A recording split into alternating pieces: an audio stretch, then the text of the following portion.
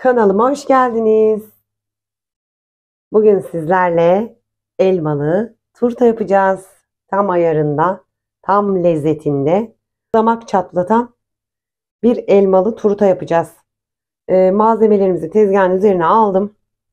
Bir yumurta, 250 gram margarin, bir su bardağına yakın toz şekerimizi içine döküyoruz. Ve bunları elimizde yoğuruyoruz. Oda sıcaklığında olacak margarinimizde.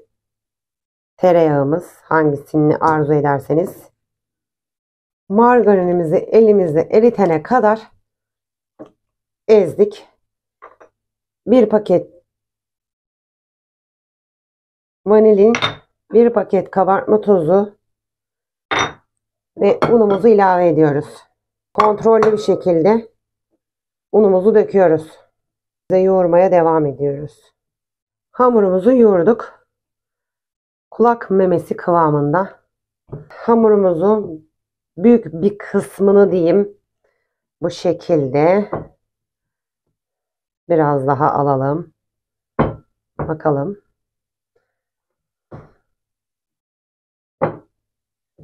Bu şekilde buzdolabı poşetine koyup elmalarımız yapıp soğuyana kadar hamurumuzu dolapta bekleteceğiz. Çıkınca malzemelerimizin üstüne rendeleyeceğiz. Şimdi bunu dolaba gönderiyoruz. Cevizlerimizi ince ince tahtamızın üzerinde kıyıyoruz. Cevizlerimizi kıydık bıçakla. Şimdi bunu bir kenara alıp elmalarımıza geldi sıra. Soyup rendeleyeceğiz. Elmalarımızı soyduk, rendeledik. Şimdi tavamızın içine atıp şekerle 4 yemek kaşığı koydum. Tadına bakacağım. Biraz tatsızsa 1-2 kaşık daha koyabilirim. Tadına göre davranalım. Şimdi elmalarımızı tavanın içine koyuyoruz. Elmalarımızı tavamızın içine koyduk. 4 kaşık şekerimizi de ilave ediyoruz. Dediğim gibi tadına bakacağım eridikten sonra. Şimdi karıştırıyoruz.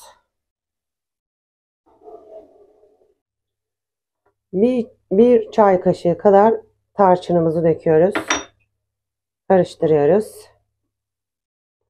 Bıçakla kesmiş olduğumuz cevizlerimizi de içine koyduk. Ve karıştırıyoruz. Bu arada kanalıma abone değilseniz abone olmanızı rica ediyorum. Beğenileriniz, yorumlarınızı bekliyorum.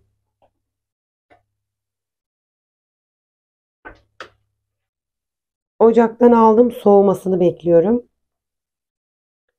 Hamurumuzu açacağız. Küçük borcam, yuvarlak, tepsinin ortası kadar açacağız. Hamurumuzu yoğurma kabının içinden alıyoruz.